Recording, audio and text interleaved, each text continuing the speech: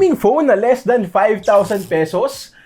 Talaga ba? Okay, so eto yung bagong Itel RS4 na nabili ko lang for less than 5K. MediaTek Helio G99 Ultimate, 120Hz display, 12 gigs of RAM, 256 gigs of storage na meron pang 45 watts na fast charging. Now, since minamarket nga ng Itel to as a gaming phone, papasadahan lang natin saglit yung ibang mga aspeto at magfo-focus tayo sa mismong gaming performance. Nag-test ako ng 8 popular games. So, mamaya, magkakaalaman kung eto na ba ang best budget gaming phone ngayong taon. Pero bago yon, maraming salamat muna sa sponsor natin ngayon, VIP SCDKey. Hanggang ngayon ba may Windows watermark pa rin yung PC mo? Well, oras na para tanggalin yan dahil sa VIP SCDKey, makakakuha ka ng Windows license na mura. May Windows 10 Pro at Windows 11 Pro at para makabili, click mo lang yung link dyan sa description, piliin mo yung version na gusto mo, click buy, tapos gamitin mo yung code na SKHV para sa tumataginteng na 30% discount. Less than 1K mo na lang makukuha yung Windows 10 Pro after nyan. Submit mo lang yung order tapos pili ka sa mga available na payment options. Pwedeng credit card, debit card at PayPal. After ng bayaran, makukuha mo na rin kaagad yung activation code. Punta ka sa activation settings ng PC mo, paste mo yung code at yun na yun. No more watermarks, may enjoy mo na ang legit na OS mo at meron nga rin pala silang Microsoft Office kung sakaling kailangan mo. Again, nasa description lahat ng links, so click mo lang yan para makapag-avail. Okay, so pagdating sa design, maganda. Hindi siya mukhang entry-level phone since yung ganitong style nakikita na natin sa mga mid-range at dati nasa flagships lang din like for example, the Huawei Mate 50 Pro. Mostly plastic yung materials dito of course. Wala ring nabanggit na official IP rating but still, hindi naman siya mukhang chipipay na build at pwedeng-pwede na lalo pat maganda rin naman yung itsura. Sa display naman, eto may dalawang features dito na kinagulat ko. Bali meron tayong 6.56-inch IPS LCD panel tapos una, naka-punch hole na which is sobrang goods para sa ganitong price. At pangalawa, naka 120Hz refresh rate na again, hindi natin basta-basta makikita sa ganitong presyo. So andyan din yung smoothness kapag nagbabrowse tayo. Wala rin akong nakitang issue sa refresh rate settings. Mabilis tong nagsuswitch sa 60Hz kapag wala ng motion sa display at 120Hz din yung binibigay sa Facebook kapag naka-auto settings. Yun nga lang, syempre, expect pa rin natin yung occasional stutters since budget gaming phone nga lang to. Touch sampling rate is up to 240Hz which is not bad at all. Nung chinek ko sa Netflix, naka-Widevine L1 na rin. Again, nakakamangha para sa price. Kaya lang syempre, hindi naman pwedeng lahat maganda. So, una, HD Plus or 720p lang yung resolution dito. So, hindi kasing sharp kung ikukumpara sa karamihan ng mga bagong phones ngayon na naka Full HD Plus. Yung chin medyo makapal pa, tapos hindi rin gaanong maliwanag yung display. For indoor use, tingin ko hindi naman makukulangan ang karamihan sa atin, pero kung gagamitin sa labas at mataas ang sikat ng araw, kailangan natin tong silungan. Overall, magandang display pa rin considering the price at nakakagulat lang din yung mga features na nailagay nila like 120Hz, punch hole, at Widevine L1. Also, naka-dual speakers na nga rin pala tayo, so hiyang-hiya naman ang 35,000 pesos na Vivo V30 Pro na isa lang yung speaker. Hindi naman sobrang ganda in terms of sound quality, pero sapat yung lakas at malinaw naman para ma-enjoy natin yung mga games at mga pinapanood nating palabas. Sa camera, meron tayong 50 megapixel main shooter at 8 megapixel selfie cam. Ito yung mga photos na nakuha namin at tulad ng inaasahan, hindi kagandahan but again, kailangan kasi nating i-consider yung asking price ng Itel dito at sa kaso nito, pwedeng-pwede na at hindi na masama yung quality since usable at presentable pa rin naman yung mga kuha lalo na pag maliwanag sa area. Problema lang talaga kapag medyo madilim na or kahit pag nasa loob tayo ng bahay at bumbilya lang yung light source. Medyo soft yung mga photos na makukuha natin kapag ganyan. Ito naman yung mga selfies namin at sa totoo lang, namangha ako dito. Andyan yung sharpness ng photos at kitang-kita rin yung mga imperfections ng mukha ko, so pasadong-pasado rin sa akin para sa 5K na presyo.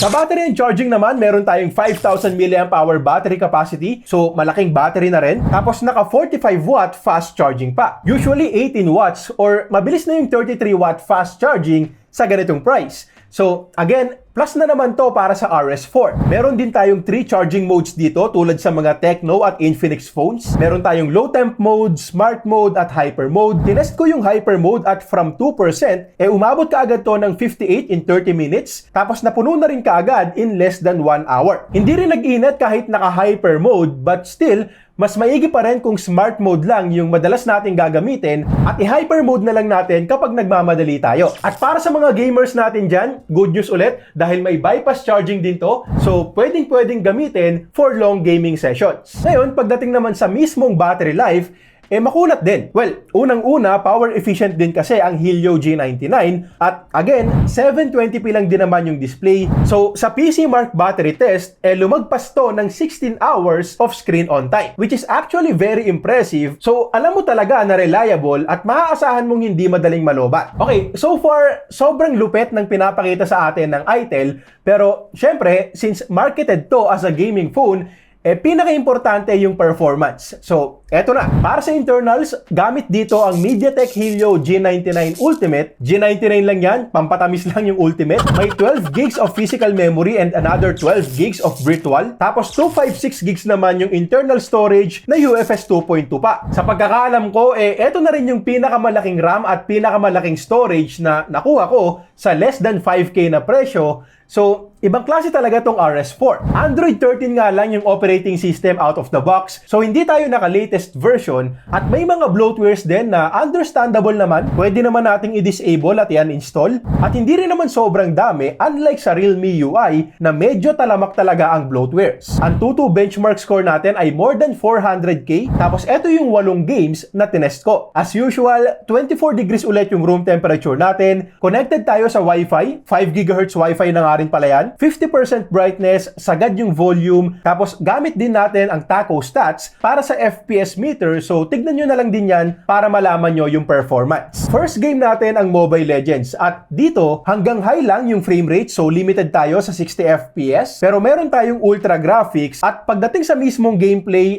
very smooth yung laro ko dito. May occasional frame drops, yes, pero hindi naman sobrang baba at hindi naman yung tipong nagahang. Very playable pa rin, hindi siya big deal sa akin at hindi naman niya naging dahilan para matalo ako. Sa CODM, limited lang yung settings na available, so hanggang 40 FPS lang tayo sa VR mode. Very playable pa rin naman, hindi lang siya yung tipong pang-competitive gaming talaga. Tapos hardware din yung gyroscope dito, so good news din para sa mga gumagamit niyan for aiming. Sa Wild Rift, pwede nating i-enable ang 120 FPS mode. Yun nga lang, halo na ng medium at high yung graphics. Eto, pakita ko na lang din. At sa mismong gameplay, mataas din yung frame rates na nakukuha natin. Naglalaro sa 90 to 100 plus FPS, minsan 70, 80, but still, swabe pa rin kasi hindi naman tayo bumababa ng 60 FPS. Asphalt 9, sinet ko rin sa high settings, kaya lang limited tayo sa 30 FPS. Playable at okay din naman yung graphics, hindi lang talaga ganun ka-immersive dahil nga sa frame rate limit. Pokemon Unite, nakapaglaro ulit ako at kahit na nakaset tayo sa highest settings, madalas din tayong makaka 60 FPS dito. Kahit may mga clash at may mga bakbakan,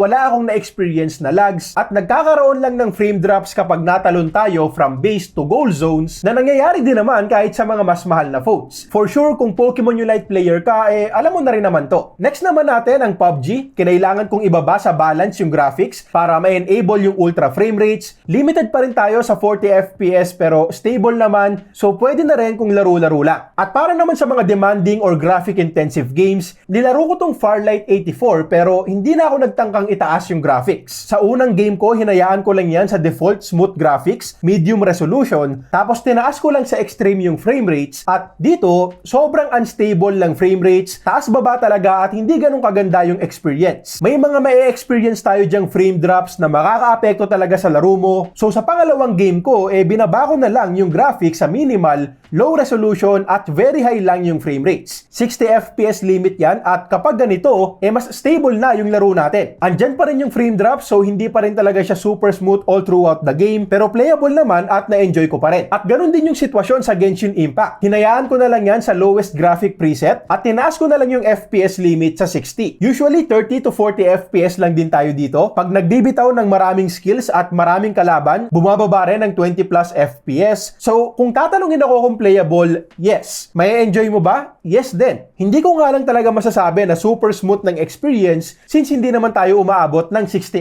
FPS. Pero hindi naman ako nagrereklamo. Para sa presyong binayaran ko dito, sobrang saya ko na sa ganitong klase ng performance. Lalo pat hindi rin to gaanong nag-iinit. Karamihan sa mga games below 40 degrees lang at umabot lang ng 43 degrees sa Genshin Impact. Na understandable naman dahil demanding na game yun.